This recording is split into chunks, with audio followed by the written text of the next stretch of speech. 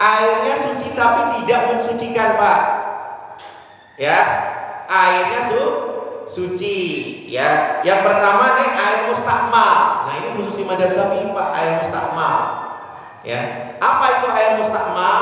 Air yang bekas bersuci.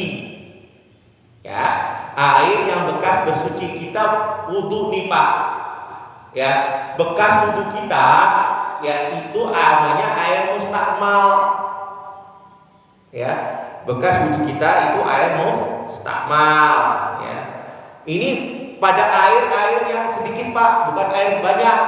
Jadi kalau kita misalnya di kolam renang atau di sungai atau di laut, ini nggak berlaku air mustakmal. Ya, hanya berlaku kalau airnya sedikit. Ya, nah wajib ya, dan itu pada rukun-rukun yang wajib. Contoh, kita ini ada ember nih, Pak. Kita bisa wudhu pakai ember nggak? Bisa ya? Ya. Nah, sebelum masuk ke dalam ember ini pastikan tangan harus bersih, Pak. Jangan sampai kita ada najisnya di tangan kita nih. Makanya ketika kita bangun tidur, apa yang lakukan? Kita mencuci kedua tangan terlebih dahulu. Oke, paham ya? Nah, kita masuk ke airnya. Nah, boleh nggak langsung kalau sudah bersih ya?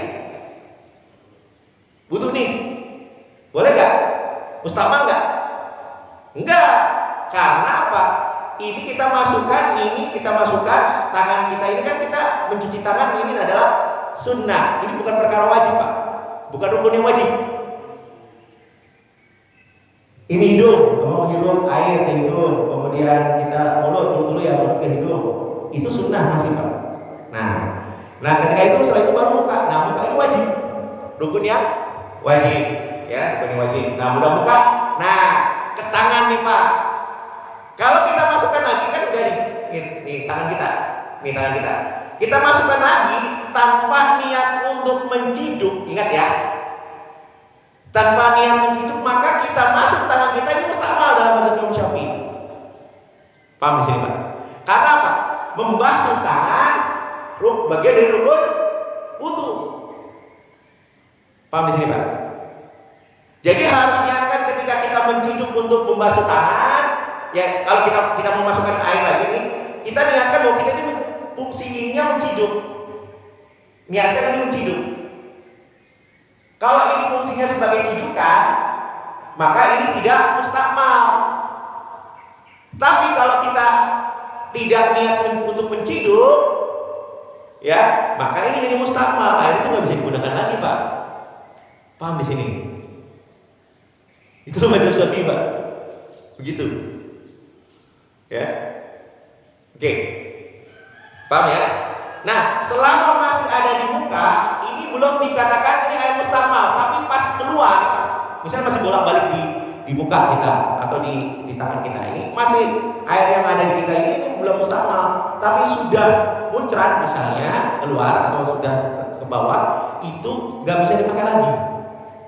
Makanya nggak ada sahabat yang mengumpulkan air mustakmal, Pak.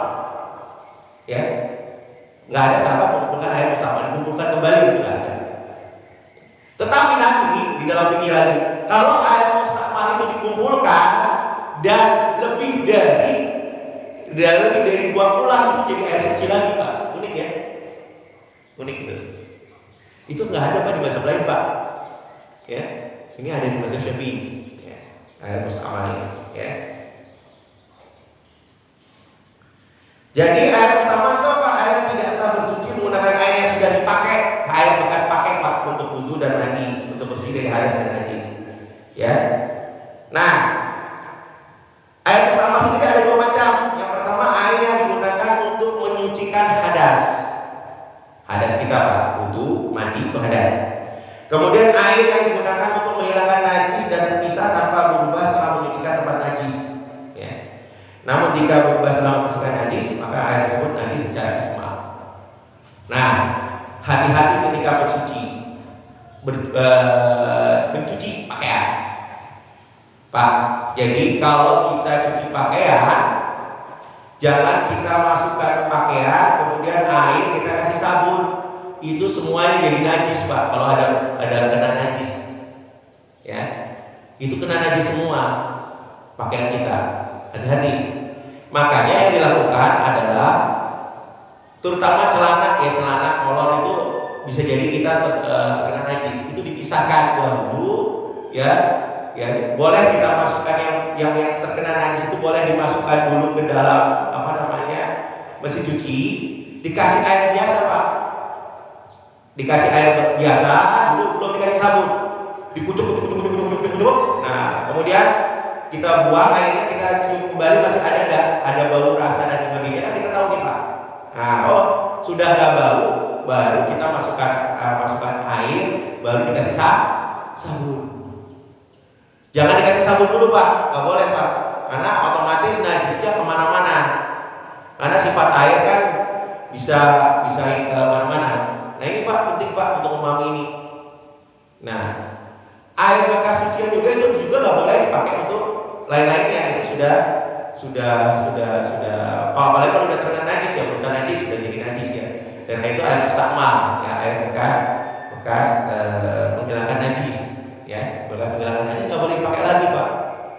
Ini kadang-kadang kita nih ketika mencuci juga dipakai lagi ya. Sayang airnya masih belum rusak atau belum masih ini dipakai lagi, padahal itu nggak boleh Pak. Itu air yang sudah mustakmal ya, nggak boleh dipakai lagi. Ini penting Pak dipahami dalam mazhab Syafi'i. Nah